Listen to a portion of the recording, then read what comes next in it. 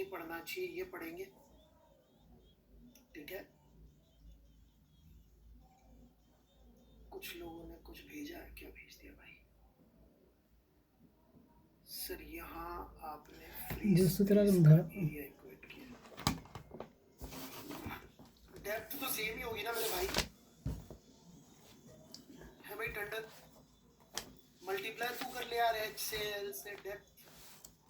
अरे नहीं था रे सिलेंडर यार, किसने बोला सिलेंडर था भाई? क्यूब बोला था यार, दोबारा सुन ले जाके।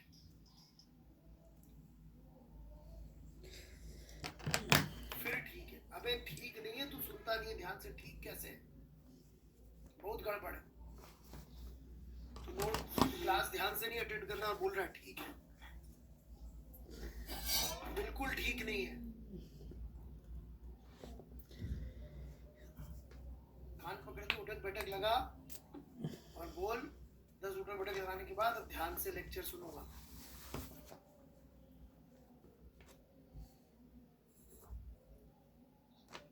अभय Mrityunjay, hello sir, good evening. Good evening जी,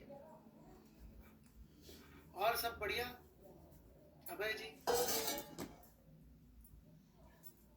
भी, बच्चे सब मजे में? कोई कोरोना वोरोना का टेंशन बाजी तो नहीं?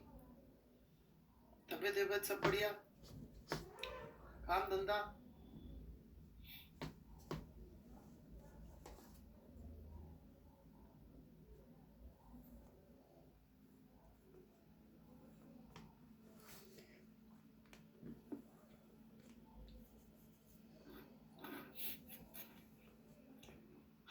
बच्चे पढ़ाई वढ़ाई कर रहे हैं यार, seriously. Kashyap sir, shouldn't the pressure at point A be greater than the pressure at point B?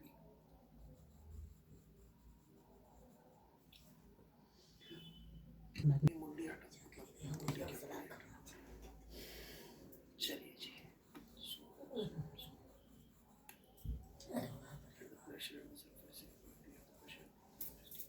वो तो डीपी नेगेटिव आ जाएगा भाई। यहाँ क्या सीरियस जी की तैयारी चल रही है, धरती पे समय कैसे कट रहा है ये बच्चे सीरियस जी। अभी एक मामा की शादी जाना पड़ेगा, अभी एक मामा की शादी जाना पड़ेगा।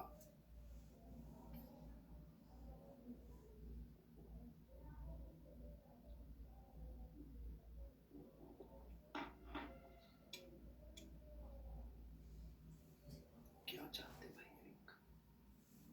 और भाई डीपी नेगेटिव हो जाएगा यार।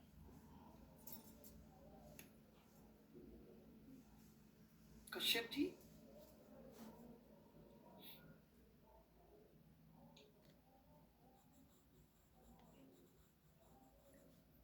अननोन को नेगेटिव होना अलाउड है जिंदगी में। HCV question 2 chapter 26। अरे एक मिनट, अरे चटर्जी का सवाल है भाई साहब, ब्रांड वैल्यू अच्छी है साहब, एक बार देख लेते हैं।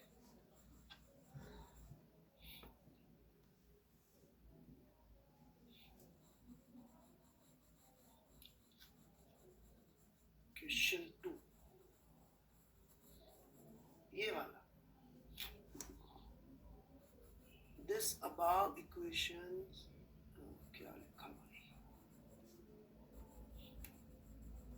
signifies that delta Q is equal to 0, that temperature of the material will remain unchanged. In HCV chapter 96 question 3, the block goes down, its potential decreases. Since we have an adiabatic container, this means we apply for the liquid in container, we get delta theta, then how see the equated delta calculated.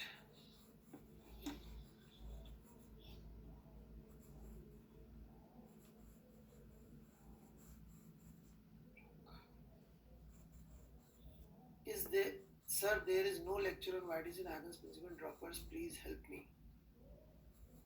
यार मैंने अभी पढ़ाया नहीं होगा, राव साहब पढ़ा दिया क्या, मुझे याद नहीं आ रहा। 12th में होगा यार, राव साहब, यहाँ मैं फ्लूट पढ़ा रहा था 11वीं के बच्चों को, थोड़ा सा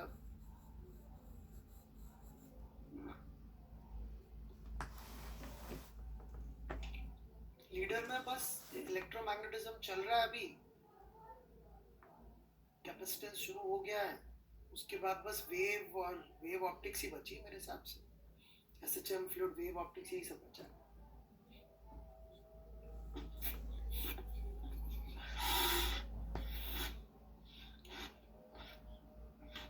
तो हो जाएगा अपने पास करीब दिसंबर, जनवरी और फरवरी भी आधा तो यही से कम से कम। मॉडर्न फिजिक्स पढ़ रहा था, हम पढ़ा लें राव साहब ये बच्चों को। काफी अच्छा सवाल पूछा चटर्जी आपने। चटर्जी मैं समझा देता हूँ, थोड़ा सा पेशेंस से समझिएगा कहानी को। देखिए, एक हमारी थी वर्क मैकेनिकल एनर्जी थ्योरी, थोड़ा पीछे चलना पड़ेगा, है ना। बाकी बच्चे भी ध्यान देना चाहें तो बड़ा अच्छा बात निकल के आएगी।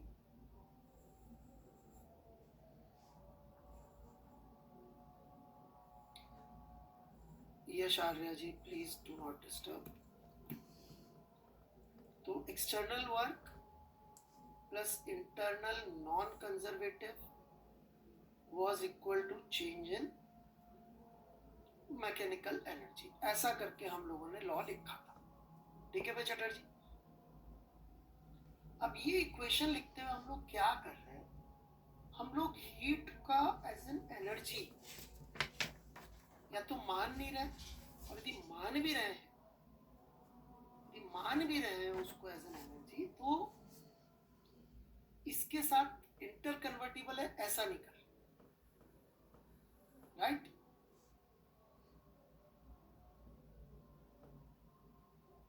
समझे आप बात को?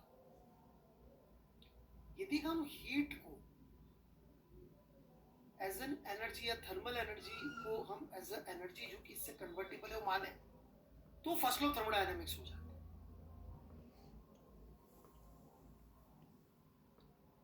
जहां पे यदि हम लोग केमिस्ट्री वाली भाषा में फर्स्ट लॉ थर्मोडायनेमिक्स लिखे हैं, केमिस्ट्री वाली भाषा में, तो वो ये होता है कि चेंज इन इंटरनल एनर्जी, और जब यहाँ इंटरनल लिखते हैं तो इसमें एक्चुअली दो हिस्से होते हैं,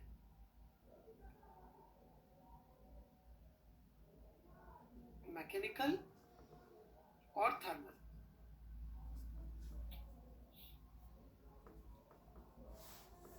और work done by the system नहीं, work done on the system. जैसे यहाँ पर भी आप देखेंगे तो work done by external force on the system. और चूंकि हम लोग यहाँ पे थर्मल एनर्जी को अकाउंट में लेना चाह रहे हैं, तो थर्मल एनर्जी बढ़ाने के दो तरीके, एक तो वर्क से बढ़ा सकते हैं आप थर्मल एनर्जी, मैकेनिकल एनर्जी, और आप हीट सप्लाई करके भी बढ़ा सकते हैं। तो ये केमिस्ट्री में फर्स्ट लॉ ऑफ थर्मोडायनेमिक्स का वर्जन हो जाता है। ये थोड़ा सा बेटर है। इसमें क्या करा, आप बोलेंगे sir work done by internal non conservative कहाँ गया, उसको तो अपन ले गए इधर एज ए यू थर्मल, परंतु हमें ये ले जाके एक और चीज याद है कि यार थर्मल एनर्जी को यदि अपन एनर्जी लिख रहे हैं तो फिर थर्मल एनर्जी बढ़ाने का एक तरीका और है हीट भी सप्लाई कर सकते हैं। सो ये है फर्स्ट लॉ ऑफ थर्मोडायनेमिक्स जो केमिस्ट्री में लिखा जाता है। अब आप जो पूछना चाह रहे हैं उस पर यदि हम आए तो एक एक करके चलते हैं अपन। क्वेश्चन 2 में आपने क्या पूछा है?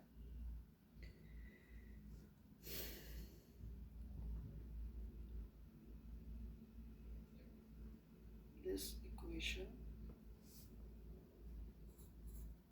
how much heat is given to the liquid? Question 2 के आंसर्स देख लेते हैं क्या क्या आ रहे हैं, मैं समझने की कोशिश कर रहा हूँ। क्वेश्चन 2 ए का आंसर है 0। तो भाई heat is given to the liquid का आंसर 0 इसलिए है कि भाई वो जो आपका सिस्टम है,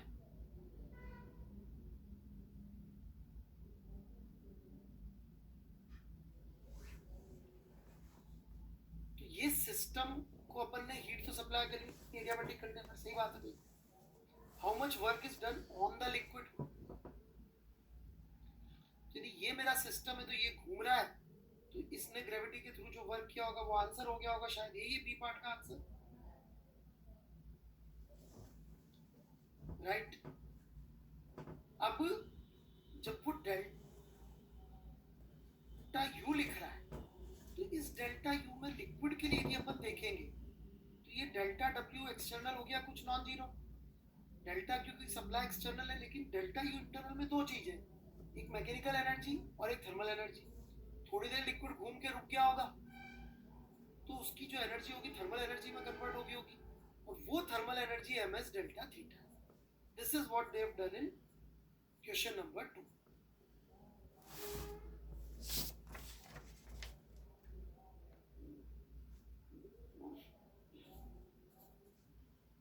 अब थर्ड पे आते हैं अपन, 200 200 और 400, ठीक है जी। थर्ड और भी अच्छा सवाल है। मैं बड़े अच्छे बैचेस में जब पढ़ाता हूँ तो मैं actually first law of thermodynamics को मैकेनिकल सिस्टम पे लगाना भी सिखाता हूँ, इसको मैकेनिकल सिस्टम, क्योंकि लॉ तो यूनिवर्सल लॉ है, लगना तो सब जगह चाहिए।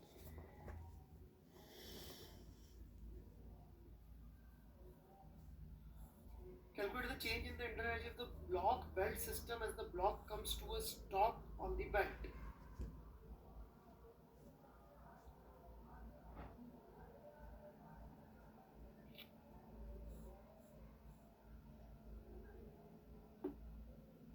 तो इन्होंने कितना आंसर दिया थर्ड का, 200 जूल दिया। 200 जूल किस बेसिस पे दिया भाई?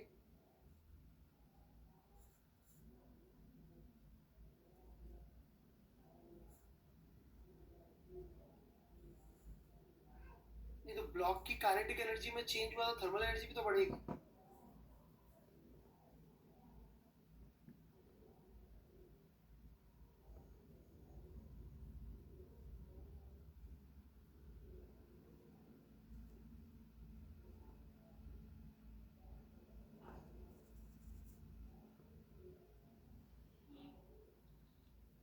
भाई इसको अपन ने पकड़ के रखा हुआ है, इधर कोई वर्क हुआ नहीं,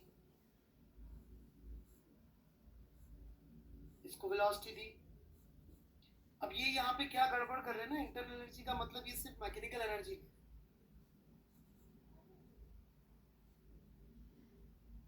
तो I do not agree with this interpretation by Verma ji. Words का थोड़ा झोल झाल है।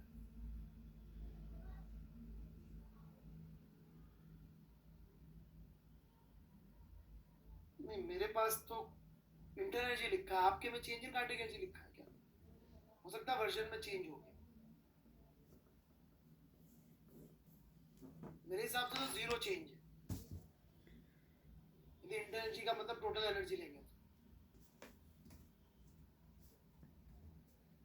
so according to me A part का answer should be 0 which would definitely match। हाँ तो वो गलत है आंसर, मैं कह रहा हूँ ना यार चटर्जी, तुम मुझ पे भरोसा कर ले दादा। ब्लॉक और बेल्ट को सिस्टम लिया तो एक्सटर्नल फोर्स का वर्क 0 हो गया, पकड़ के रखा हुआ है।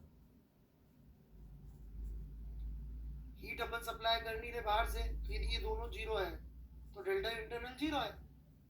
एसेंशियली हुआ क्या होगा, मैकेनिकल एनर्जी कन्वर्ट होगी थर्मल एनर्जी। वो ये डेल्टा यू थर्मल को समझ रहा है थर्मल इंटर एनर्जी, वो सही इंटरप्रिटेशन नहीं है। फिर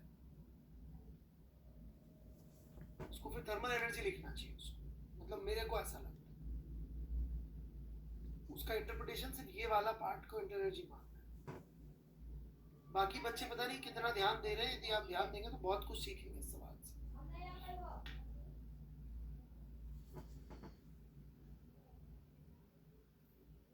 अब यही सब लॉजिक यूज करते हैं आप लोग, एक बार चाहे तो बी और सी ट्राई कर लें। मैं अगली क्लास में डिस्कस करने को पूरा तैयार हूँ।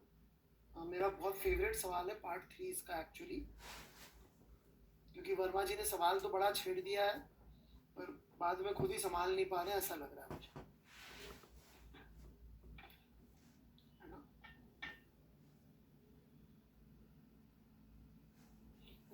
ऑफेंस वर्मा जी, मतलब मेरा बहुत रिस्पेक्ट है, परंतु रिस्पेक्ट का मतलब ये नहीं होता कि जो भी कह रहे हैं सब सही है।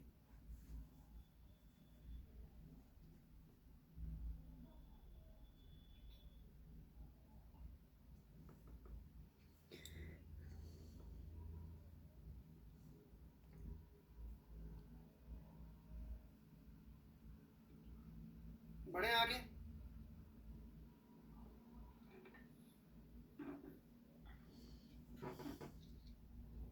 चलिए जी, और भी कुछ डाउट्स हैं, एक बार देख लेते हैं।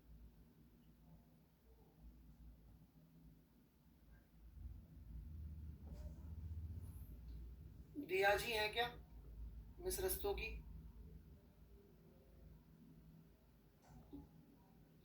हाँ जी मिस रस्तोगी, एक बार सुनिए। आपने कहा कि अगर x is equal to h by h r by root to,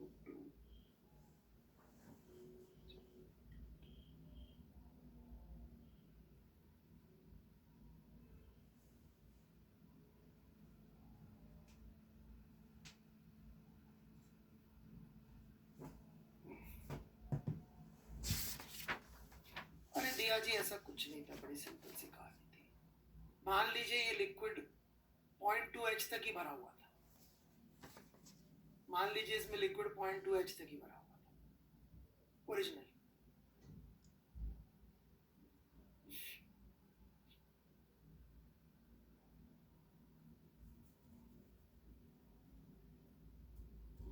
तो आपने करके नहीं देखा, करके देखती तो अपने आप समझ में आ जाता। टेन थीटा आपका 0.8 है, तो फ्री सरफेस ऐसी बनेगी। अब मैं फ्री सरफेस दिल से सोच के बनाऊं तो शायद ऐसी बन जाए, जहां पे ये x और ये y, ये x है तो y would be 0.8x, right? And x into 0.8x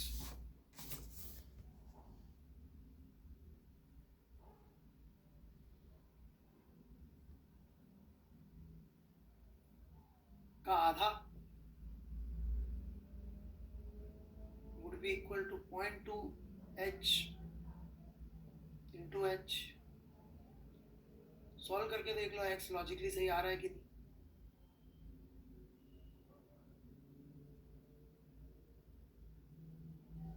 तो कितना आ जाएगा, x आ जाएगा h bye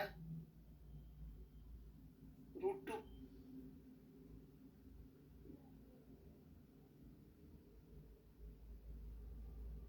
You cannot know it beforehand, you have to try it, bete. You have to try, that is the whole point. You can't know it beforehand, वो geometry से trial and error से ही पता पड़ेगा।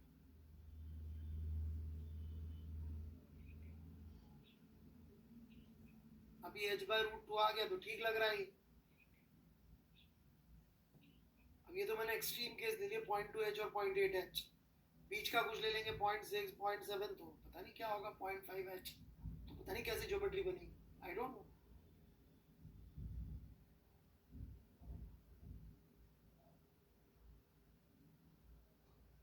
अब इसको आप ये मानने की बजाय ऐसा मान के सॉल्व कर लीजिए,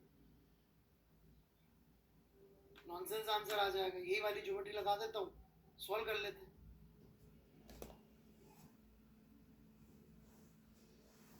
ये वाली ज्योमेट्री लगा के सॉल्व करूंगा तो ये खाली जगह 0.8h हो जाएगी। ये खाली जगह के तो बराबर किया था ना अपन ने, इसको 0.8h कर लेते हैं।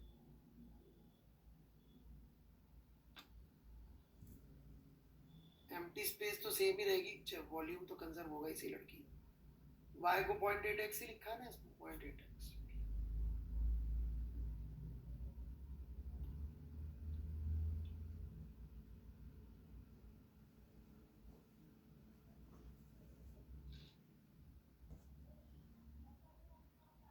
सॉल्व कर लो। अब x की वैल्यू कितनी आ रही है, h रूट टू।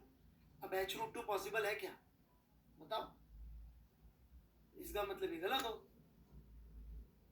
तो ये तो आपको सॉल्व करके ही चेक करना पड़ेगा। आप चाहते कोई फॉर्मूला आ जाए जिससे आंसर आ जाए, प्रॉब्लम ये है जिंदगी में अपन लोग ना फॉर्मूलों की तलाश में है, सीखने की तलाश में नहीं।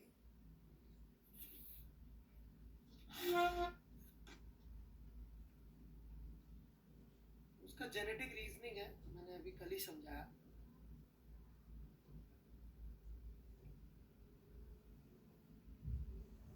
आप लोगों को समझाया कि मैंने जेनेटिक रीजनिंग नहीं? ओके, मैं समझाता हूँ, बड़ी इंटरेस्टिंग है। इस जेनेटिक रीजनिंग को बोलते हैं सर्वाइवल ऑफ, सुना आपने survival of? Wrong. It is not fittest, it is actually fattest.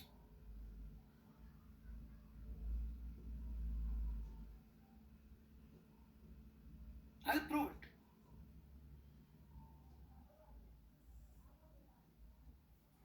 Not fastest, fattest.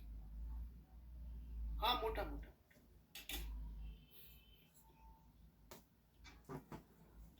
देखिए शुरू से सुनिएगा ध्यान से, बहुत फोकस, बहुत लॉजिकल चीज है, इससे मैं आपको रटने वाली बात नहीं समझा। हमारा जो इवोल्यूशन हुआ है वो शहरों में, गांवों में खेती करते हुए नहीं हुआ। हमारा इवोल्यूशन हुआ जब हम जंगल में थे, जब खाने की कमी थी, पूरे टाइम खाना ही ढूंढते रहते थे, राइट? सही है कि नहीं बात? सही है। आप मुझे बताइए, आपको क्या सिखाया जाता है कि समोसा आपके लिए हेल्दी है क्या? समोसा, पिज्जा, जलेबी नहीं, राइट? पर फिर भी आपका उनकी तरफ नेचुरल अट्रैक्शन, मजा आता है, मतलब अंदर कहीं ना कहीं आप में नेचुरल अट्रैक्शन है। कभी भी किसी को ऐसा अट्रैक्शन नहीं होता कि आज तो पालक खाऊंगा तोड़ के, तोड़ के मतलब बहुत सारा पालक खा जाओ, या आज तो गाजर खा खा के मतलब 4 किलो गाजर खा जाओ, ऐसा कभी नहीं होता। ये जरूर होता है कि आज तो पूरा पिज्जा मैं अकेला खाऊंगा, पिज्जा मंगाया और भाई का पेट खराब हो गया तो अपन तो खुश कि वाह मजा आ गए, पूरा पिज्जा मेरा, भाई तो गया, राइट?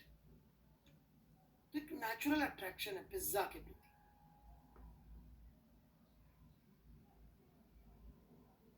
तो ये जेनेटिकली है। नहीं नहीं उपहार जी, गलत है, मैं समझा, अरे मैं समझा रहा हूँ, लॉजिक है भाई साहब, सर्वाइवल ऑफ फिटेस्ट बड़ा सिंपल है, सुनिए तो सही। तो 1 लाख साल पहले जब जंगल में थे तो कुछ लोगों के जीन्स थे जो उनको अट्रैक्ट करती थी पालक की तरफ, गाजर की तरफ, सलाद की तरफ, हेल्दी चीजों की तरफ, और कुछ लोगों के जीन्स थे जो उनको अट्रैक्ट करती थी फैट्स की तरफ, समोसा, पिज्जा, इस तरह की चीजों, जो भी उसके इक्विवेलेंट है उस जमाने में। तो जिनकी जो जेनेटिक अट्रैक्शन था वो खाए, पालक वाला पालक खाए खूब, और बिल्कुल स्किनी हेल्दी से दिखने, मतलब बढ़िया दिखने वाले फिट, और जो गपागप पिज्जे खा रहे थे 1 लाख साल पहले, मोटू मोटू, वैसे लोग। अब खाने को तो मिलता नहीं, सर्दियां पड़ी, खाना खत्म, जंगल में लोग गायब, सब गायब, मिल ही नहीं रहा कुछ भी, या बारिश नहीं आई 2 साल, कौन बचेगा? पालक वाले कि पिज्जा वाले?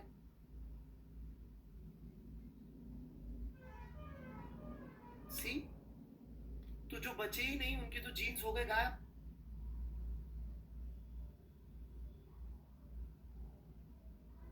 कौन बचे?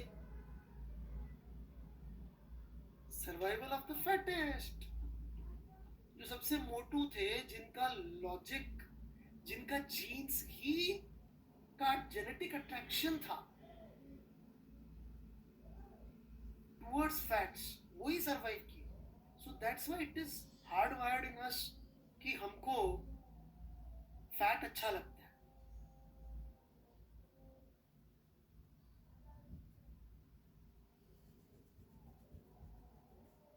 आ रहा हूं मयंक सिंह जी, इस चैप्टर में नहीं, आपके पूरे जीवन पे आ रहा हूं, सुनते जाइए। समझ में आई बात? जिन लोगों को फैट पसंद था वही जीन सरवाइव करे, जिनको पालक पसंद है वो सरवाइव ही नहीं करते उस जमाने, तो वो जीन्स गायब हो गए पालक वाले। ठीक है, अब दूसरा सिनेरियो लीजिएगा, ध्यान से सुनिएगा। जंगल में दो लोग जा रहे हैं साथ साथ, एक बड़ा लॉजिकल, हर चीज कैलकुलेशन करता है, सोचता है, और बिल्कुल कैलकुलेशन करके साइंटिफिक माइंडेड आदमी है। दूसरा भोंदू सा है, रट्टू, उसने रट्टे मार रखे। दोनों जा रहे जंगल में, थोड़ी दूरी पे देखी झाड़ी हिल रही। तो जो कैलकुलेशन करता है, सोचता है, लॉजिकल है, साइंटिस्ट टाइप का है, उसने कैलकुलेशन कर कि झाड़ी इस एंगल पे इतनी फ्रीक्वेंसी से इस एम्पलीट्यूड से हिल रही है, तो इसका मतलब उस झाड़ी में कोई बकरा बकरी है, अपन जाके उसको पकड़ के खा जाते हैं, मारते हैं, शिकार करते हैं। परंतु अब हो जाता है, आपसे भी हो जाता है, सिली मिस्टेक हो गई बंदे से। पहुंचा तो वहां क्या मिला? शेर, और शेर उसका नाश्ता कर लिया। जो रट्टू था उसने रट्टा मार रखा है, जंगल में झाड़ी हिले तो भाग जा बेटा, कैलकुलेशन वैलकुलेशन कुछ नहीं करनी है, जैसे ही जंगल में झाड़ी हिले, रन अवे।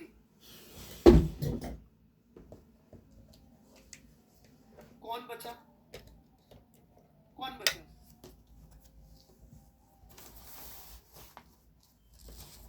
हम लोग। उनको कौन से जीन्स मिले? समोसे के और रटने के, क्योंकि सोचने के और पालक के जीन्स तो बचेंगे नहीं ना, उनको तो शेर खा गया या सर्दी में मर गए वो तो यदि रटने से बचना है तो सबसे पहले आपको ये समझना पड़ेगा कि रटना हमारा जेनेटिक मजबूरी है।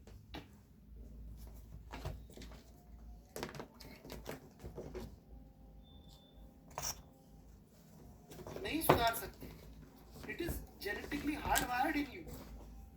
समोसे के प्रति अट्रैक्शन खत्म हो सकता है क्या पिज्जा के प्रति? नहीं हो सकता। You have to just accept it. जैसे पिज्जा की तरफ अट्रैक्टेड है, वैसे ही रटने के प्रति भी अट्रैक्टेड है।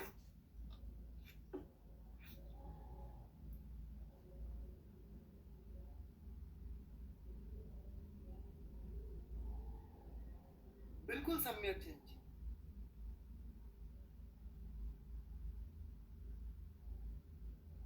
नहीं, this is not my theory of genetics, ये डैनियल कैलमैन की है, वैसे नोबेल लॉरेट है इकोनॉमिक्स, डैनियल कैलमैन की। मैंने सिर्फ आपकी भाषा में समझाई। Yes, slow thinking and fast thinking, किताब का नाम।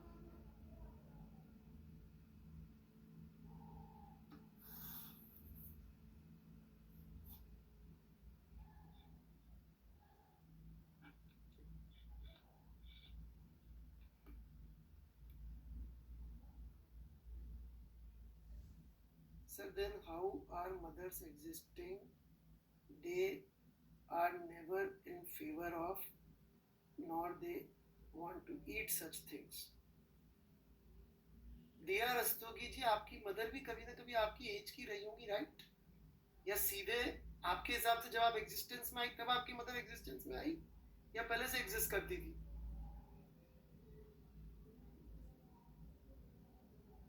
पहले से, राइट? तो नानी से पूछेगा मदर को क्या पसंद है।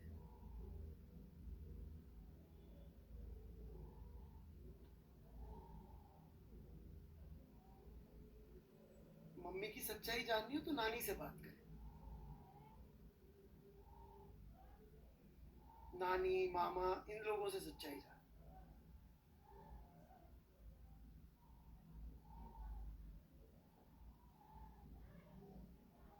Sir, what about Newton? Newton is a mutant. वो म्यूटेंट है, एक्समैन।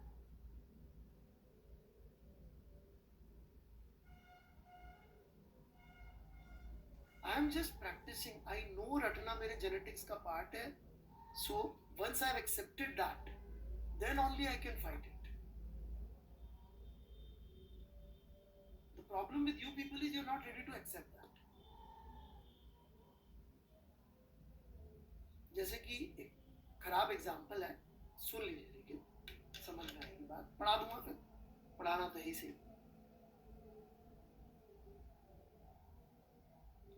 एक अमेरिका में ना एक संस्था होती है अल्कोहलिक अनोनिमस। उसमें क्या होते हैं, जो बेवड़े लोग होते हैं दारू वारू पीने का, जिनका बिल्कुल बेवड़े हो चुके होते हैं, वो जब दारू वारू छोड़ते हैं तो उस संस्था में जाके बैठते हैं और एक दूसरे से बातचीत करते हैं। और उसमें वो एक दूसरे का इंट्रोडक्शन, खुद का इंट्रोडक्शन कैसे देते हैं, नॉट एग्जैक्टली नशा मुक्ति केंद्र, बट संस्था होती है। ओके, बहुत ध्यान देने लायक बात है। वो खुद का इंट्रोडक्शन कैसे देते हैं कि I am so and so and I have been sober for last 15 years and I am an alcoholic। दो बातें बोलते हैं, मेरा नाम आयुष बंसल है, मैं अल्कोहलिक हूँ, लेकिन मैं 15 साल से सोबर। खुद को बोलते अल्कोहलिक है, चाहे 15 साल से दारू।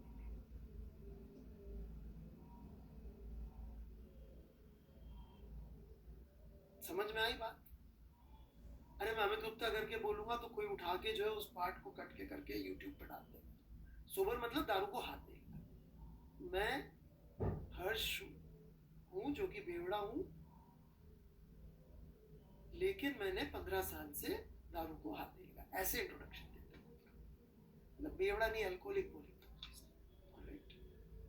So, जब तक आप ये याद रखेंगे कि मैं राहुल सोनी हूं जो रट्टू हूं, परंतु मैं रटूंगा नहीं, तब तक आप रटना नहीं छोड़ेंगे। First accept the truth.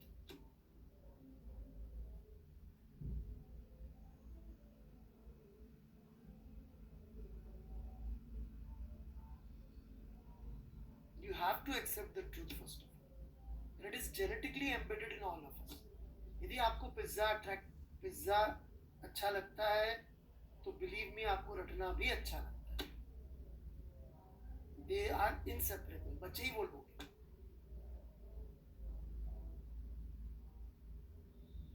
वही बचे हैं, क्योंकि उनके तो बच्चे ही नहीं, उनको तो शेर खा गया या सर्दी में मर गया। वो बच जाते तो उनके बच्चे तो second order differential equation second class में मेंटली सॉल्व कर लेते। वो बचे ही नहीं, या तो सर्दी में मर गए भूख से, या शेर खा गया।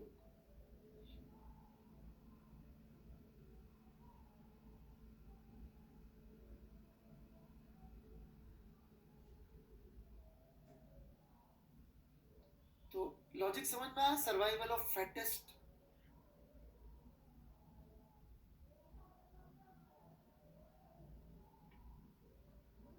Not fittest, it is fattest.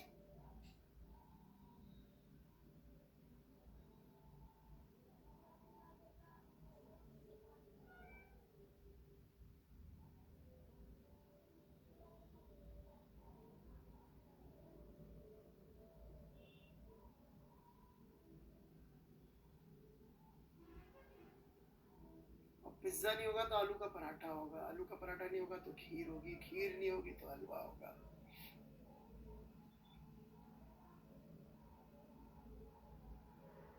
Burger होगा। एग्जैक्टली। इसमें क्या भाई डाउट? वैभव राज, ये कैसे हुआ? ए से ए कैसे काटा?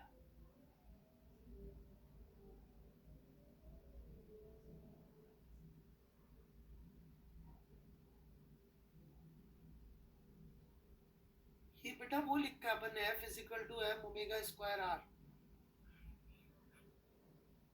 ठीक है,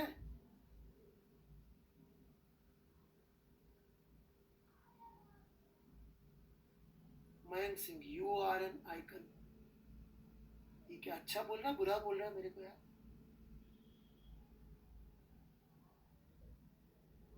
अच्छा, ओके ओके। ये P plus delta P force लग रहा है भाई। वैभव राज आप हैं कि नहीं है भाई साहब? ये छोटा एलिमेंट लिया, इस पे बेटा फोर्स लग रहा होगा इधर से, इधर pressure P plus delta P into ए।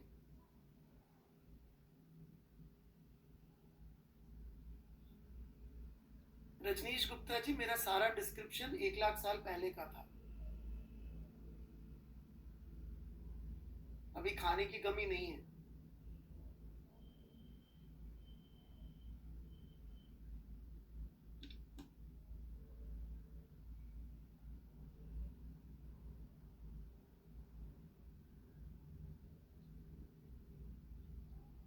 ठीक है वैभव राज जी, डेल्टा P कैसे, मतलब आप चाहते हैं यहाँ और यहाँ सेम प्रेशर लिखो, सेम होगा तो डेल्टा P 0 आ जाएगा।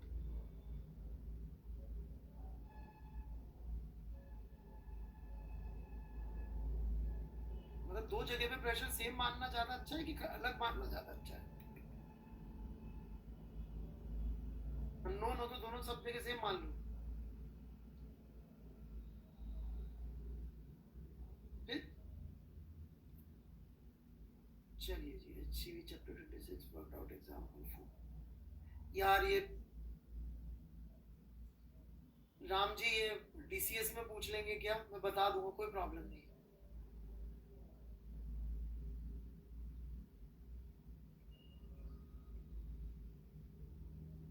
सर आपका एक पैरेलल YouTube चैनल चल रहा है और आपके सारे क्लास के डिस्कशंस, क्या कहना चाहते हैं मयंक सिंह जी आप? यार देखो, थर्मोडायनेमिक्स के सवाल मैं DCS में ले लूंगा, फ्लूइड के लेने को तैयार हूँ। हाँ कुणाल जी ठीक है, यू गॉट इट ना।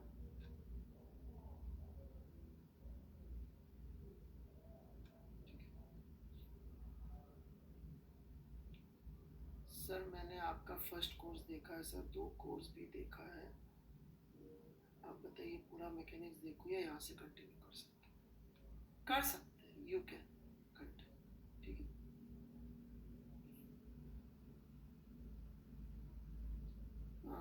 जो रेगुलर पढ़ रहे स्पेशल क्लास लगानी चाहिए क्या? नो।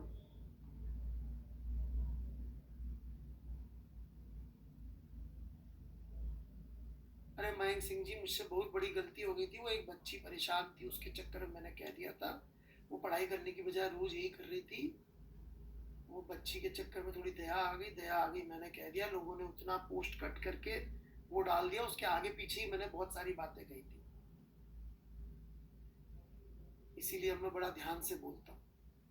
यार ये एक ही बच्चे का डाउट है, ले लेता हूँ। चलो राम जी हैं क्या?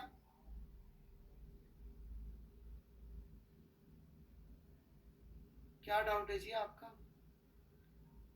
How this work has been written?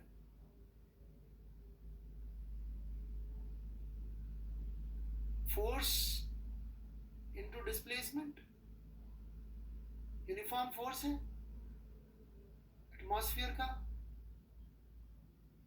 Into displacement. ठीक है राम जी, चल शुरू करें भाई। सॉरी आज थोड़े से मैंने गप्पे मार लिए। वैसे बाकी सब्जेक्ट में भी तो लोग मारते होंगे नहीं, या मैं ही मारती हूँ? Okay.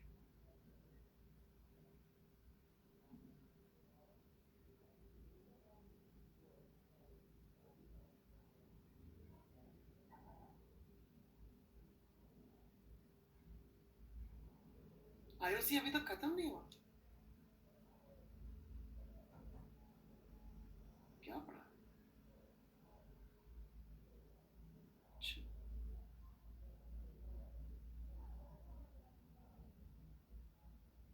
चलिए जी।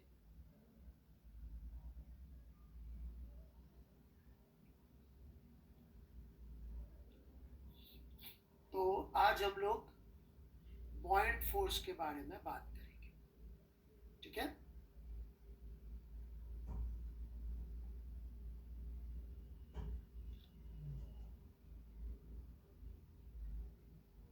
तो HCV के अंदर आई होप आपने थोड़ा बहुत रीडिंग मारा होगा, ठीक है? और उसी को हम लोग अब उठा के बात करेंगे। एचवी से याद आया, एक छोटी सी चीज रह गई है, पास्कल्स लॉ सेक्शन 13.3। तो पास्कल्स लॉ बहुत ही ट्रिवियल सी बात है, तो एक बार बता देता हूँ। इसका एप्लीकेशन बड़ा अच्छा होता है दुनिया में। तो पास्कल लॉ क्या कहता है, if the pressure in a liquid is changed at a particular point, the change is transferred to the entire liquid without being diminished in magnitude। इसके ऊपर ना हाइड्रोलिक मशीन्स इसी पे बेस्ड होती है। हाइड्रोलिक्स, यदि आपने ब्रांच सुनी हो, hydraulic machines are the most powerful machines, okay, वो सब इसी पे बेस्ड होती है। हाइड्रोलिक ब्रेक्स होते हैं। तो ये लॉजिक क्या है, देखिए, जैसे मान लीजिए ये एक पहिया है, इस पे ये डिस्क है जो अभी कांटेक्ट में नहीं है, लेकिन कांटेक्ट में आ जाएगी, और इसके पीछे अपन ने फ्लूइड का एक पाइप है, ठीक है, और ये पाइप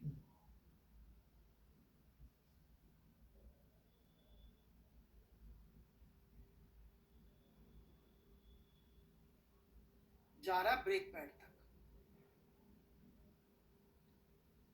अब आपने यहाँ पे ब्रेक दबाया,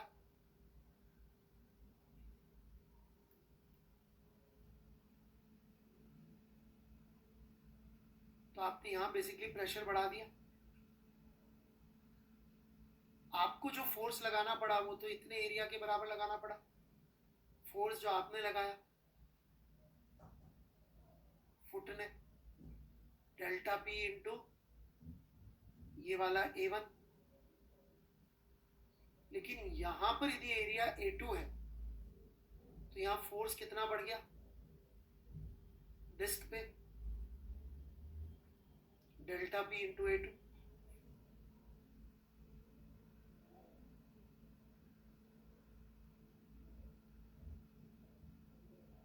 तो आप देख सकते हैं कि ये एरिया के प्रोपोर्शन में मल्टीप्लाई हो गया फोर्स। हाइड्रोलिक मशीन सारी इसी पे बेस्ड होती है। उनमें फ्लूइड भरा होता है, एक जगह पर फोर्स बढ़ाते हैं, लेकिन वहां पर एरिया जितने गुना ज्यादा होता है उतने गुना ज्यादा फोर्स बढ़ जाता है, और वो मल्टीपल टाइम्स बढ़ाते हैं यूजिंग दिस पास्कल्स लॉ,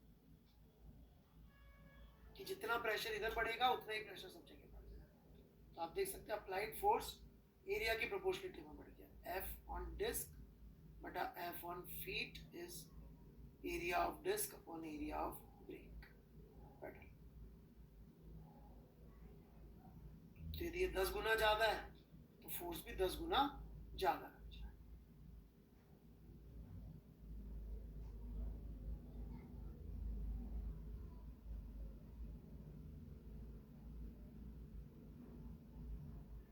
कौन सा क्वेश्चन रह गया था जी सिंह साहब?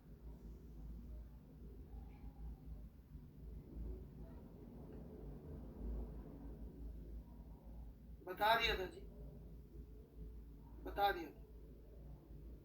क्लोज मूविंग ब्लॉक नहीं बताया था, क्या जानना उसमें? मैंने डिस्क्रिप्शन दिया था कि ऐसा कर लेना, मैं उसमें कराना कुछ नहीं है मेरे को। आई जस्ट टोल्ड यू कि भाई ऐसा भी दे सकते हैं कि इसको बंद करके दे दिया, कुछ कर दिया, तो उसमें भी आपको वैसे ही केसेस लेने पड़ेंगे। बस इतना सा ही कहना था।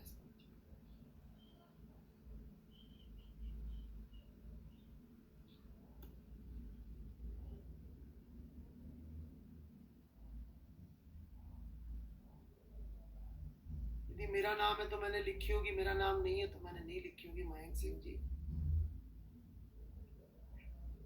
तो डिपेंड करेगा कि कितनी जगह खाली छूट रही है, वो इक्वेशन लेनी पड़ेगी, उसमें भी वही सब तुक्के मारने पड़ेंगे। उसमें कोई फास्ट तरीका नहीं है, बस ये कहना चाहता था। ये तो और लंबा हो जाएगा। That's the only point I am trying to make.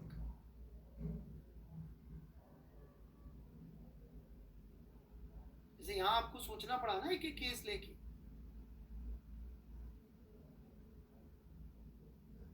तो ऐसे हर केस सोचने पड़ेंगे। बस चलिए बॉयंसी पे आते हैं हम लोग फिर।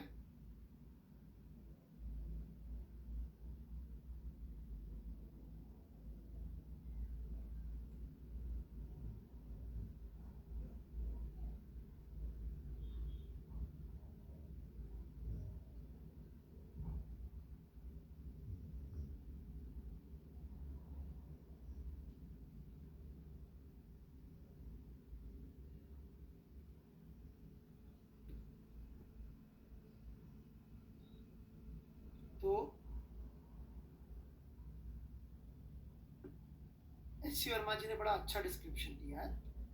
Resultant of all these contact forces is called the force of buoyancy. सबसे पहले तो समझिए ऐसा कोई फोर्स नहीं होता. This is not any different force. Please understand. जैसे कि मान लीजिए ये एक वेसल है और इसमें ये ऐसी दीवार है और ये मैंने इसमें लिक्विड भरा.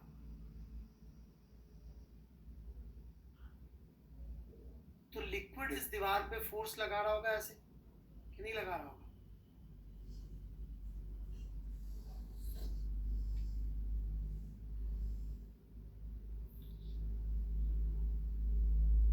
अब लिक्विड को कैसे पता पड़ेगा यदि मैं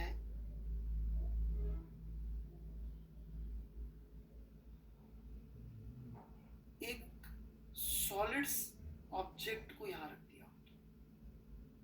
will liquid be able to know कि दूसरी तरफ दीवार पे फोर्स लगा रहा है? तो भैया यहां तो प्रेशर इनटू एरिया लगाऊंगा. नहीं नहीं, ये तो अच्छा अपने साथ डूबा हुआ है क्या? ओहो, इस पे तो मैं बॉयंसी लगाऊं.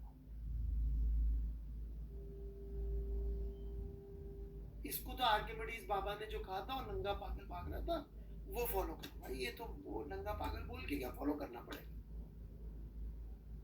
अच्छा मैं बोल रहा हूँ आर्किमिडीज को, आप मत बोलिएगा ऐसा. पुराने जमाने के one of the greatest engineer हैं.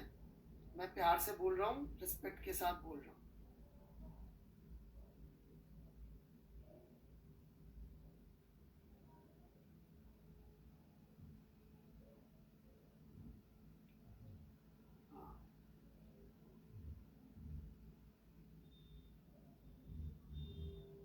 अरे हाँ, प्यार से बोल रहा हूँ भाई.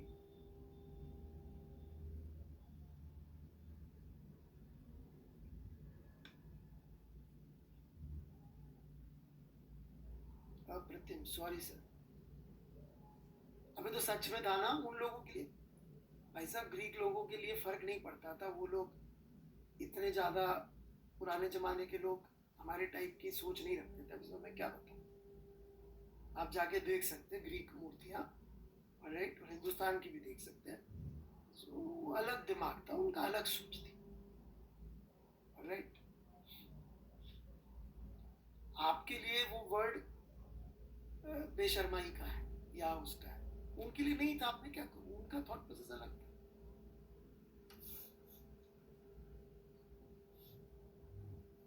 मैं क्या कर सकता हूँ? तो मैं समझ के कर रहा हूँ. आप ओ नंगा था पागल, ओ नंगा ऐसे कर. ग्रीक लोगों के लिए that was not an important thing. खैर,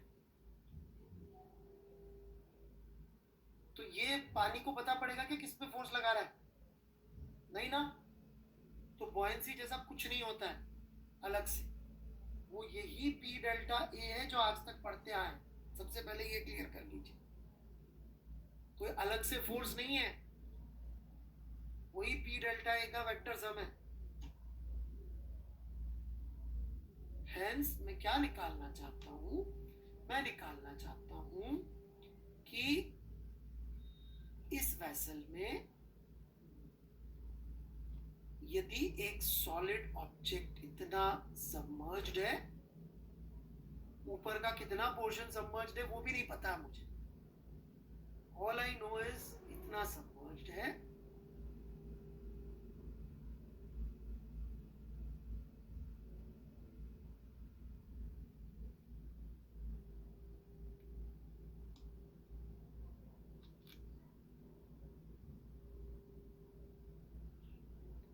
तो इन सारे कॉन्टैक्ट की वजह से फोर्सेस लगेंगे कि नहीं लगेंगे?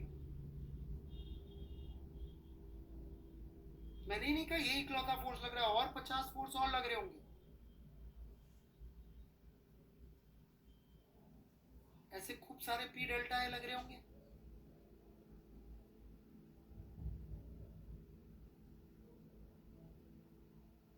तो so called buoyancy force is basically in P delta A का वेक्टर सम. That's it. इन सब P delta A को जोड़ लीजिए, वो buoyancy कहलाती है.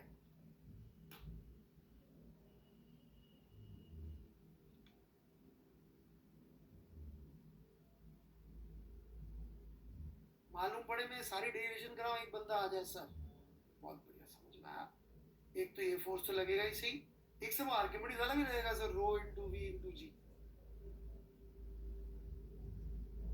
तो ऐसा कोई कहने वाला है तो अभी बोल ले, कई लोग वेट करते हैं एंड तक।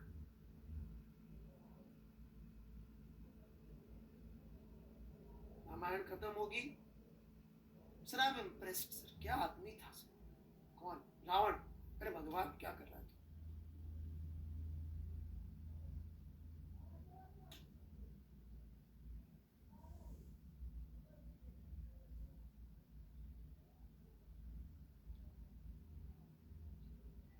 घटिया आदमी था, दूसरे की बीवी उठा के ले गया, कोई अच्छी बात है?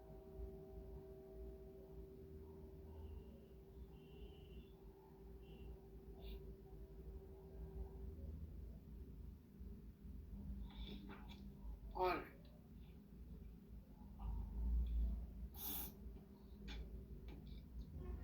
बढ़े आगे।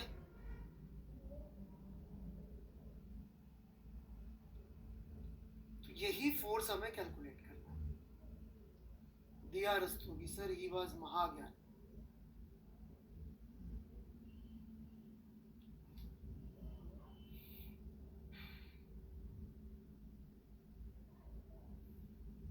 क्या करें ज्ञान का, पढ़ लो बेटा।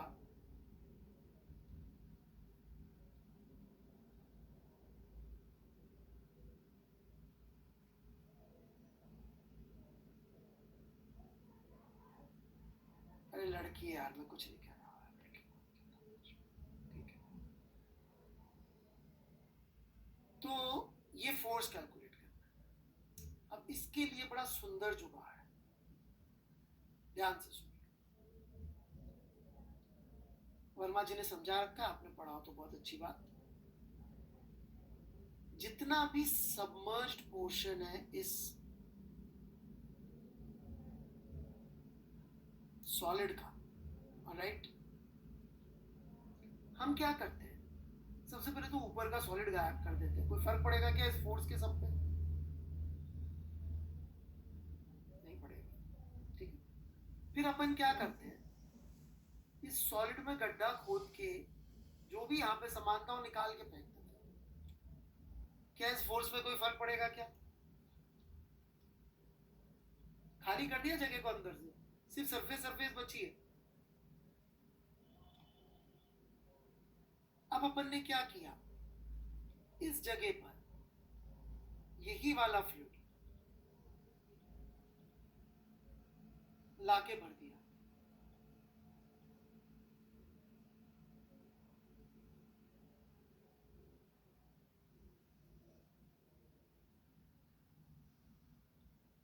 कोई फर्क नहीं पड़ने वाला है। तो फोर्स तो इस सरफेस पे डिपेंडेंट है, एरिया पे डिपेंडेंट है। लेकिन यदि ये भर दिया तो ये तो इक्विलिब्रियम में आ गया, और इसका ग्रेविटेशनल पुल जो इस पे लग रहा होगा वो तो हमको पता है कितना लग रहा होगा। mg कितना होगा इसका? mg will be equal to volume of the submerged portion into density of liquid into gravity. Volume of submerged portion, vs is volume of submerged portion.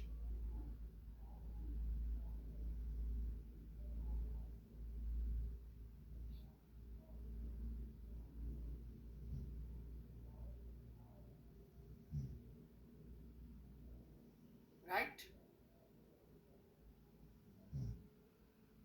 And this is density of liquid. तो आप देख सकते हैं कि buoyancy minus vs, या plus कर देते हैं, वेक्टर में है तो rho L G vector should become 0। इसका मतलब buoyancy की value should be vs rho L G. इसका मतलब जो buoyancy का फोर्स लगेगा इसके ऊपर वो एग्जैक्टली इसके वेट के बराबर लगेगा।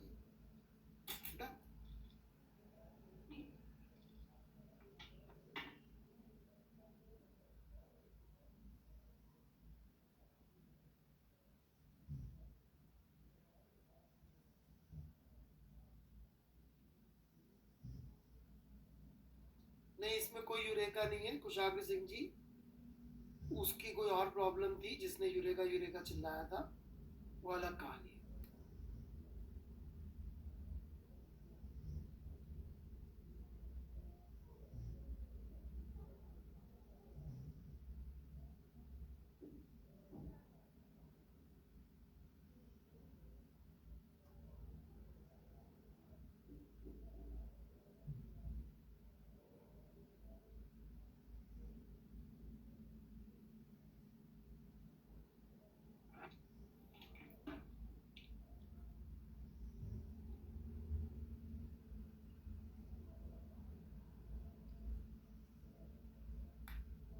ठीक है, वो कहानी से कोई रिलेशन नहीं, forget about it. You understand कि बॉयंसी का फोर्स इतना लगेगा?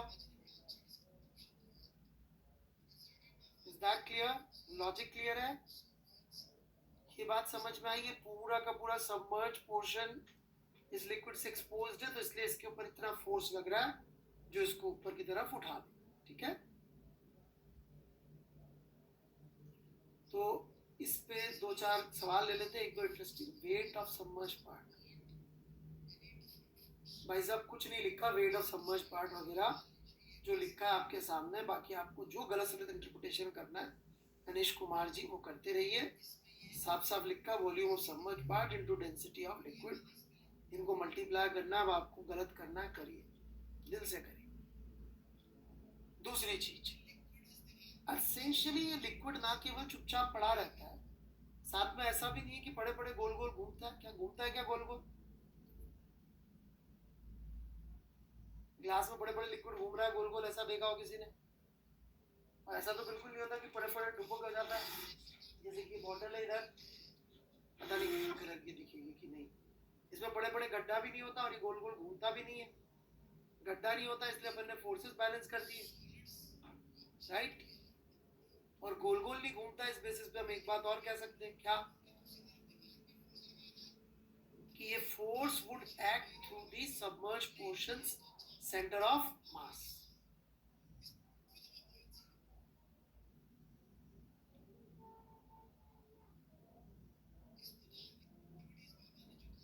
सबमर्ज पोर्शन, बॉडी से नहीं मतलब है हमें, सबमर्ज पोर्शन का जो सेंटर ऑफ ग्रेविटी होता, this is volume of submerge portion into density of liquid into g. तो हमारा बॉयंसी का फोर्स इसी लाइन के अलोंग लगेगा।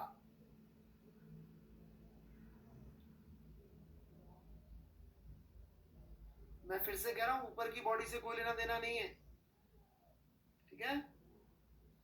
एक दो छोटे मोटे इंटरेस्टिंग सवाल ले लेते हैं, फिर बॉयंसी के सवाल तो बहुत सारे होते हैं, तो अपन करते जाएंगे।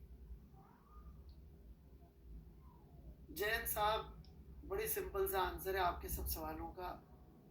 उस वेसल में जाके जी इफेक्टिव लगा लीजिए, वैसे भी फ्लूइड स्टैटिक्स वेसल के फ्रेम में लगानी।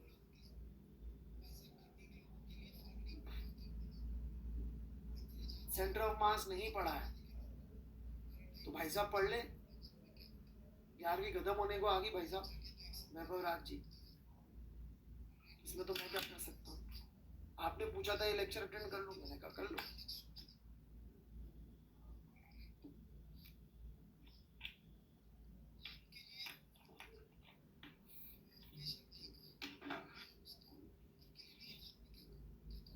बढ़े आगे। कितने लोगों ने ऐसा स्टेटमेंट सुना है कभी कि वो जहाज इतना बड़ा था कि लोग सोचते थे कभी नहीं डूबेगा?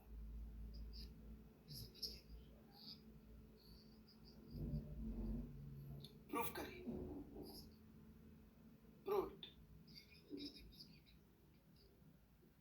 आपको ये प्रूव करना है जहाज के बड़ा होने पर डूबने के चांस कम हो जाते हैं, मैथमेटिकली प्रूव करना है। समीर श्रीवास्तव जी, ऐसे वॉल्यूम डिस्प्लेस लिखने से नहीं होगा, बड़ा होने से मास भी बढ़ रहा है उसका, इसलिए इससे प्रूव नहीं होगा। स्ट्रीमलाइन मोशन, जय हो सोनी जी, बिल्कुल बम बम बोले।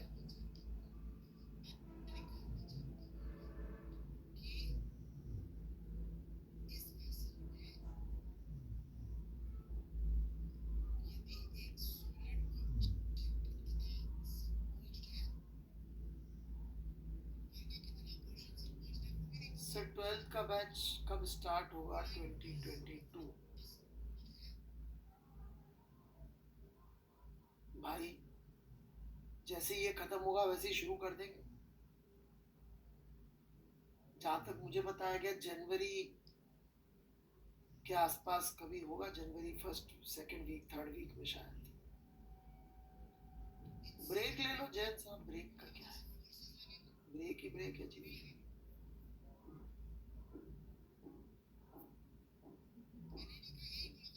हाँ जी, प्रूफ मैथमेटिकल।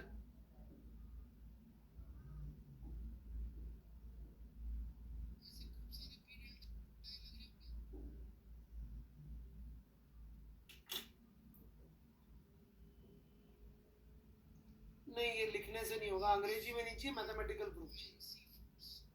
अंग्रेजी का प्रूफ ना आर्ट में अच्छा लगता है, साइंस में अच्छा नहीं लगता। Language of physics is mathematics, not English.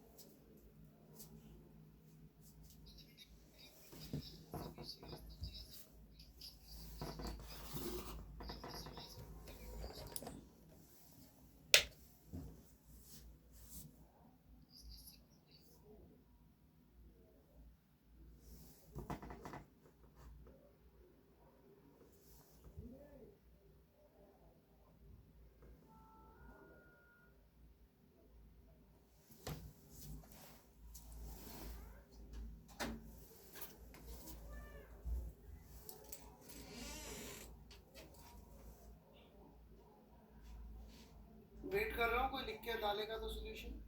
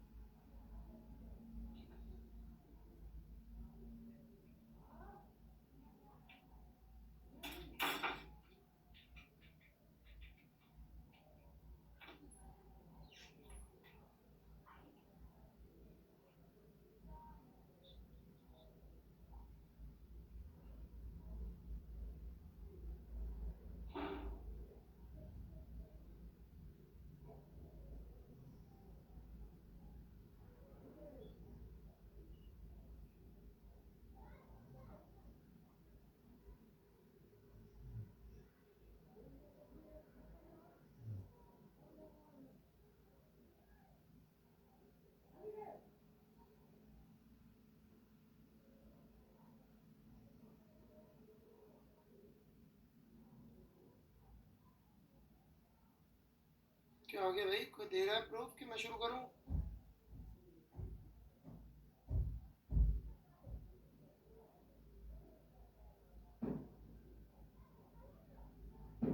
Yogesh Kumar ji तो दृढ़ निश्चय करके आए हैं कि maths is not language of physics, English is.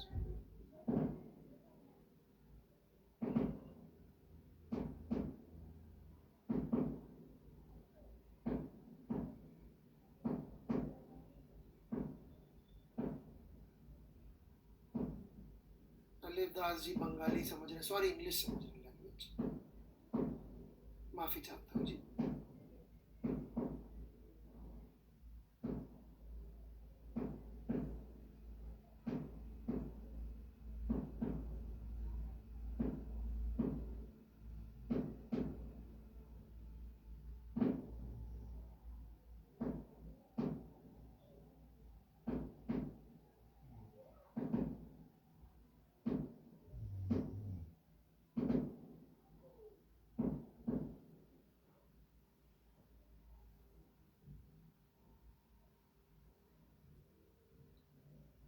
चलिए मैं शुरू करता हूँ।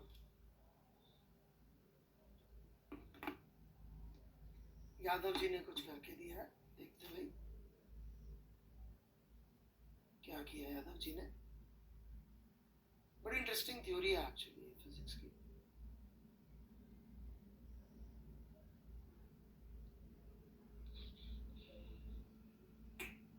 सॉरी यादव जी, ये तो चित्रकारी करी है आपने अंग्रेजी के साथ, गणित से सीधा सीधा टक्कर नहीं ले पा रहे। कोई नहीं, मैं एक्सपेक्ट भी नहीं कर रहा था। कोई नहीं, ये बड़ी इंटरेस्टिंग थ्योरी है फिजिक्स। फिजिक्स ही क्या दुनिया में ही है। तो स्क्वायर क्यूब थ्योरी बोलते हैं इसको। जहाज चाहे तो आप ऐसा बस दिखा दो मुझे साइड से, चाहे ऐसा दिखा दो, दैट इज नॉट इम्पॉर्टेंट। वैसे मतलब जहाज ऐसा ज्यादा दिखेगा साइड से देखेंगे तो, right. Meta centre and COM align होने की वजह से माइट बी। वाह जैन साहब वाह, क्या बात कही है, मजा आ गया। ओह, एक बार और इरशाद।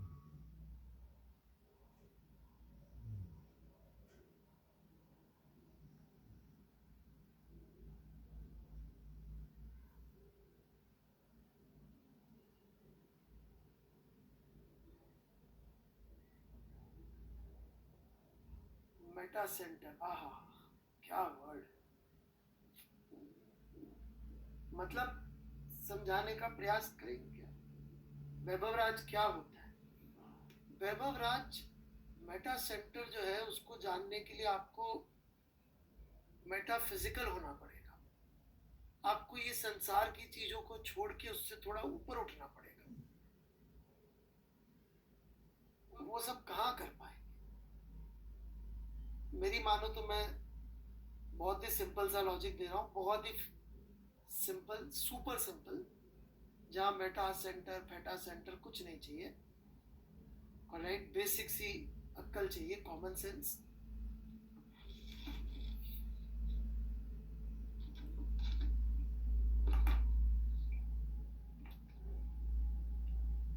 दिया जी, मैं आपका तो जवाब दूंगा नहीं, आप तो क्या रावण के साथ वाली है। मैं रावण के साथ वालों का साथ नहीं दे पाता, माफी चाहता हूँ, राम राम करता हूँ। रावण के साथ देने वालों का कैसे जवाब दूंगा।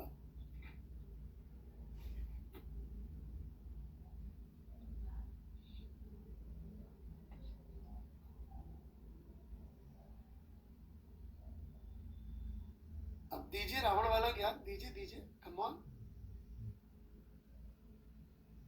Now pay attention.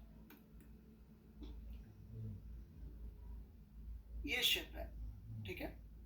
इसकी डायमेंशंस, मतलब एक डायमेंशन होता है कि भाई ये शिप साइज ए का है। बहुत सिंपल लॉजिक। यदि मैं साइज ऑफ शिप का डायमेंशन ए मानूं, तो मेरा कहना यह है कि जो इसका मास होगा वो A square into thickness of plate into some geometrical factor के तरह से बढ़ेगा।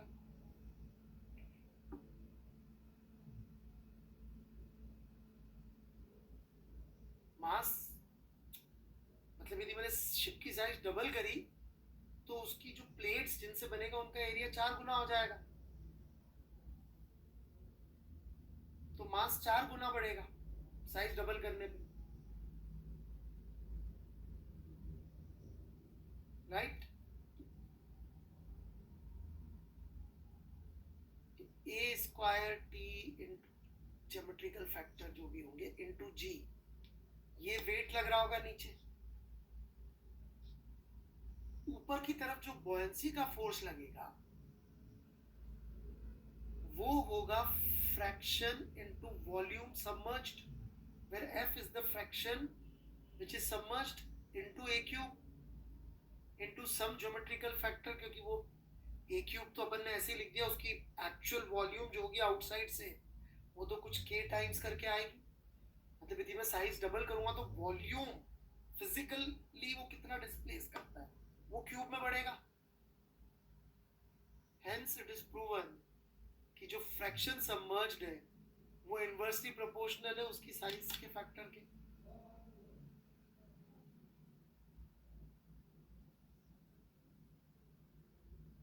मतलब बड़ा जहाज,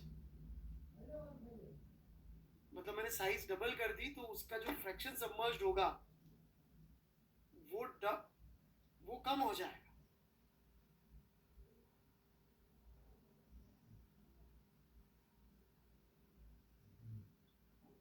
तो इसलिए जितने जहाज बड़े होते जाते हैं उनका सबमर्ज पोर्शन उतना कम होता जाता है। So they become more and more stable. और भी स्टेबिलिटी के लिए और भी चीजें चाहिए होती है, एक मेटा सेंटर नामक चीज होती है, लेकिन मैंने अभी मेटा सेंटर वगैरह पढ़ाया नहीं है तो इसलिए येलो वाला अगेन समझा दो please sir. Fraction submerged, F is fraction submerged.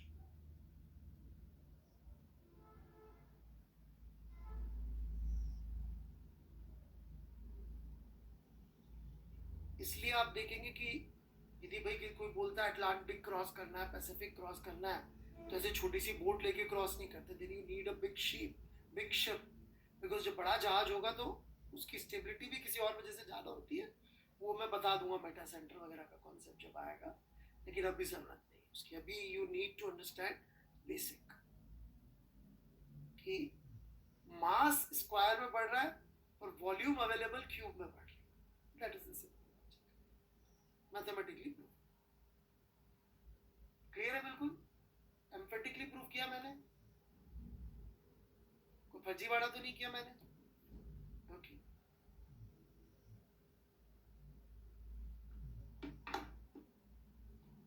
Okay, इसी पे बेस्ड ओरिजिनल प्रॉब्लम भी है, तो वो ले लेते हैं अपन। ओरिजिनल प्रॉब्लम को जहां से बॉयंसी की शुरुआत हुई थी, मेरा प्रूफ बेकार था। आप पूछ रहे कि बता रहे मुझे सोनी जी? बेटा बेकार कुछ नहीं होता। एक तो आप लोग को पता नहीं ये किसने सिखा दिया कि सही करना है। साइंस में सही करने से ज्यादा सीखने की वैल्यू।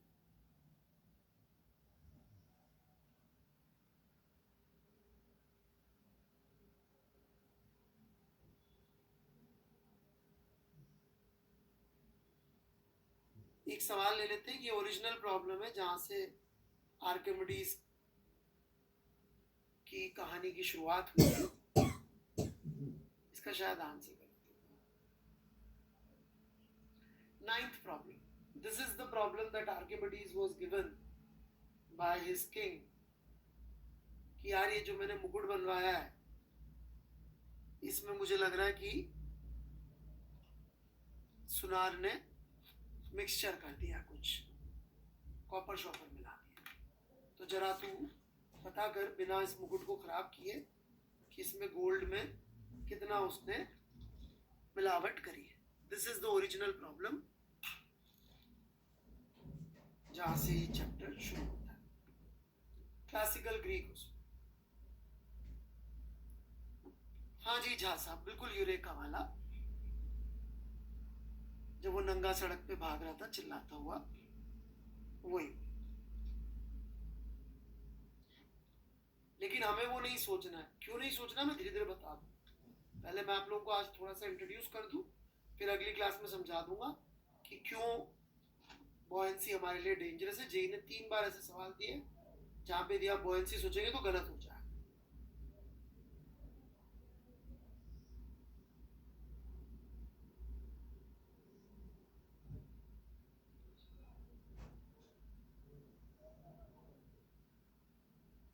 टू 74।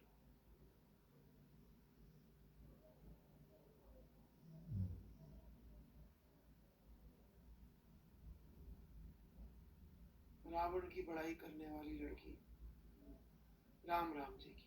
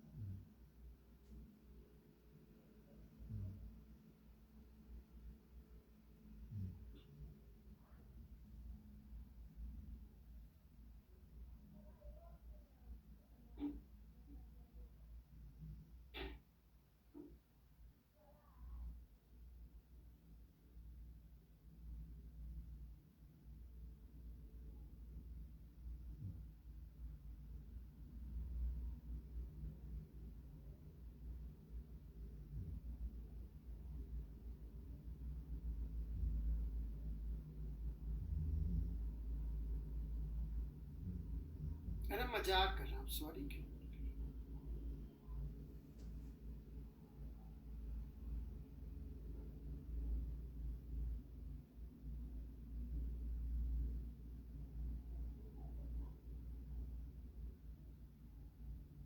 ज्ञान का क्या फायदा यदि भगवान को ही नहीं पहचान सकते? नहीं. If you are not able to apply knowledge, what is the use?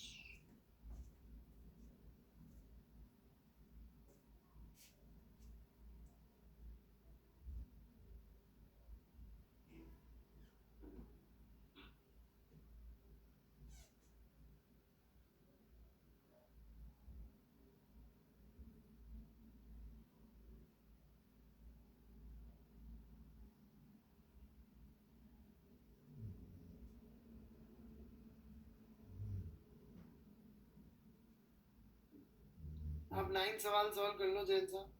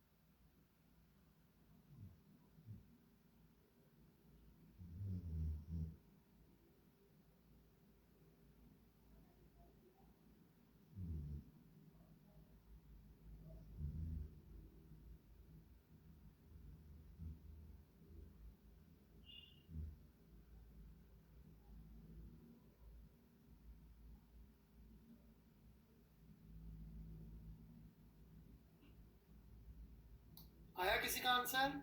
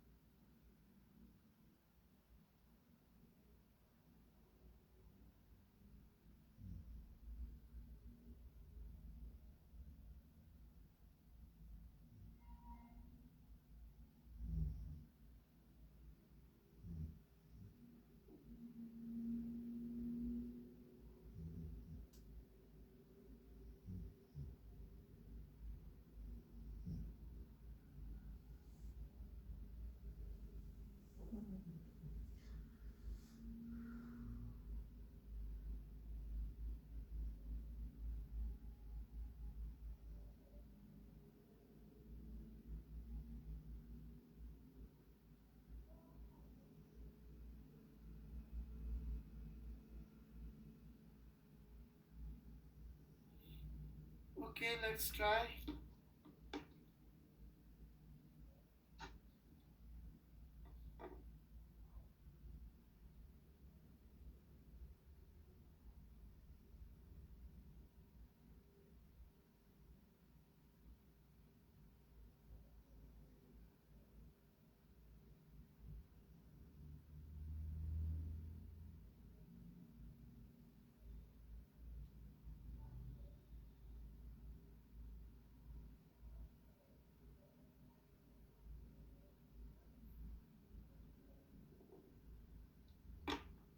चलिए शुरू करते हैं. जैसा जैसा लिखा मैं उसी को ट्रांसलेट करता जाता हूँ. An ornament weighs 36 gram in air, weighs only 34 gram in water, assuming that copper is mixed with gold. So we'll find the amount of copper in it, specific gravity of gold वगैरह सब दे रखी. ठीक है. तो let's assume Vg gold की volume use हुई है और VCU कॉपर की हुई है. कॉपर के लिए Vc लिख देते हैं. ठीक है ना. तो Vg into 19.3 plus Vc into 8.9 is going to be 36. इसमें कोई डाउट?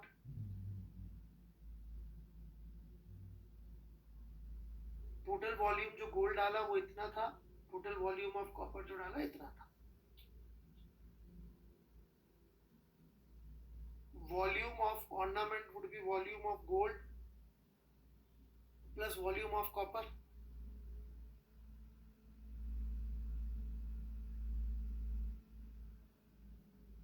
राइट. उसके ऊपर जो बॉयंसी का फोर्स लगेगा वो होगा volume of ornament into density of water.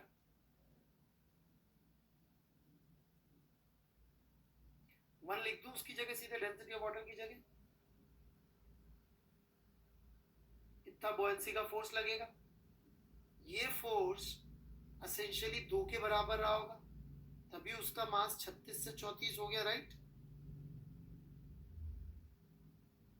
मतलब कि Vg plus Vc must be equal to 2.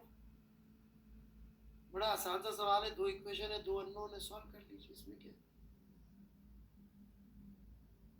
Volume of copper निकाल लेते हैं. 2 माइनस Vg इसमें डाल देता हूँ.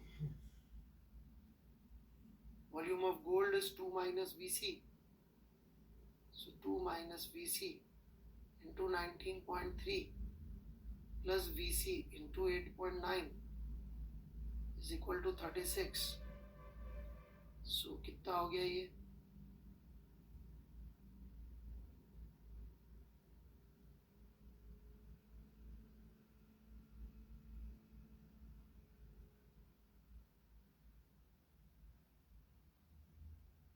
ये हो गया Vc into 19.3 minus 8.9 is equal to 19.3 का डबल कितना हो जाएगा?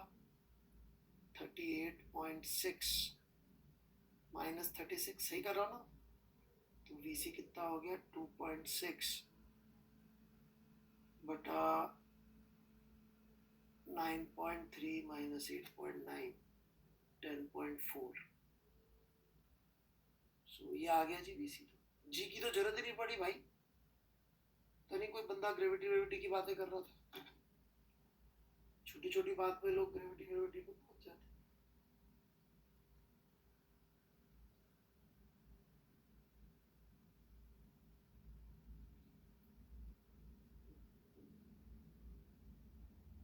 तो 0.25 सेंटीमीटर क्यूब कॉपर था और गोल्ड जो था वो 1.75 सेंटीमीटर क्यूब रहा होगा. Right. That's it.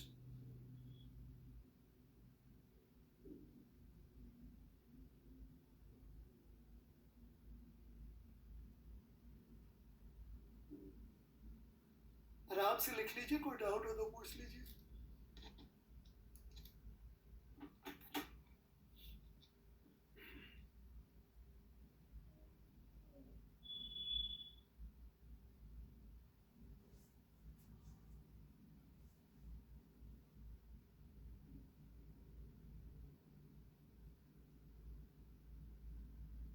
Sir but relative density था ना। रिलेटिव डेंसिटी का मतलब होता है बेटा कंपेयर टू वाटर, तो वाटर का 1 होता है, तो अपन ने यूनिट सीजीएस यूज कर ली।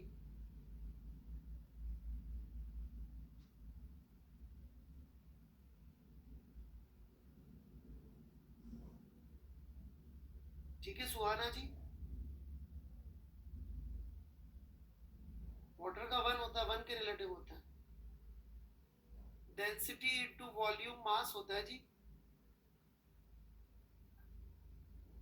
कौन है ये? प्रभात कुमार यादव, शायद सुना होता आपने। ठीक है, चलिए थोड़ा सा होमवर्क दे देते हैं जैसा वैभव राज ने कहा।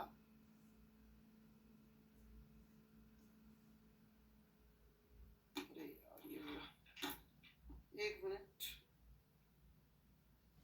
my iPad is hanging. Generally does not happen like that. Okay, here we go. So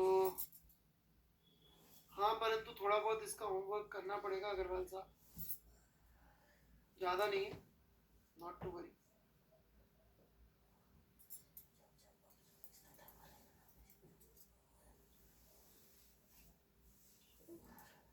worked out example 8 HCV chapter 13 और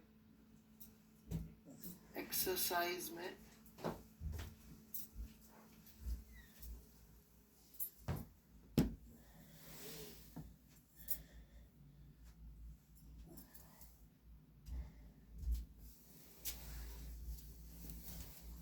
नाइन टू नाइन।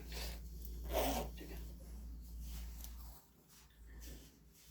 हाँ जी बिल्कुल कॉपी करना है। ये सवाल बहुत ज़्यादा ज़बरदस्त सवाल है, धीरे धीरे समझ में आएगा, होले होले। यही सवाल है जिसकी वजह से मैं आपको आर्किमिडीज और न्यूटन में अंतर करता हूँ, धीरे धीरे समझाऊंगा। ऐसे और भी सवाल है। ठीक है जी, चलिए जी, धन्यवाद।